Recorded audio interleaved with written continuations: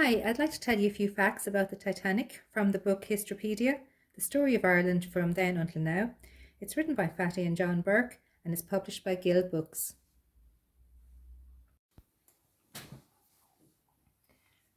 The RMS Titanic was a British passenger ship that sank at the North Atlantic Ocean after colliding with an iceberg during her maiden voyage. The sinking of the ship resulted in the deaths of more than 1,500 passengers and crew. The Titanic was built in the Belfast shipyard Harland and Wolff and was fully fitted out and ready for service by March 1912.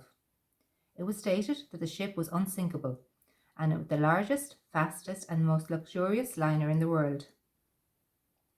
On the 2nd of April 1912, the Titanic sailed from Belfast to Southampton in England to be loaded up with supplies. It then picked up passengers in Cherbourg in France before its last stop in Cove in County Cork, then known as Queenstown, on the 11th of April 1912. Thomas Andrews Jr. from County Down was the naval architect in charge of the plans for the Titanic. He died on board when the ship sank, giving up his seat on a lifeboat to women and children. There were so many deaths caused when the Titanic crashed because there was only 20 lifeboats on board and only 16 of those were used. They would have needed 64 lifeboats to save everyone. Passengers were divided into three sections: first, second and third class.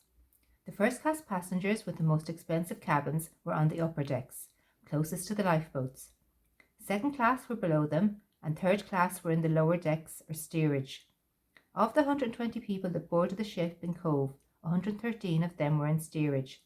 Twice as many people in first class survived than those in third class.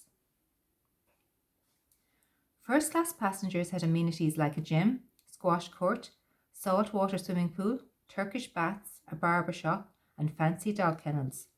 These passengers travelled with maids, nannies and cooks. Second class passengers were a mix of tourists, academics, members of the clergy and middle class families. They also had some special privileges such as smoking rooms and a library. Third class passengers were people who wanted to start a new life in America or Canada.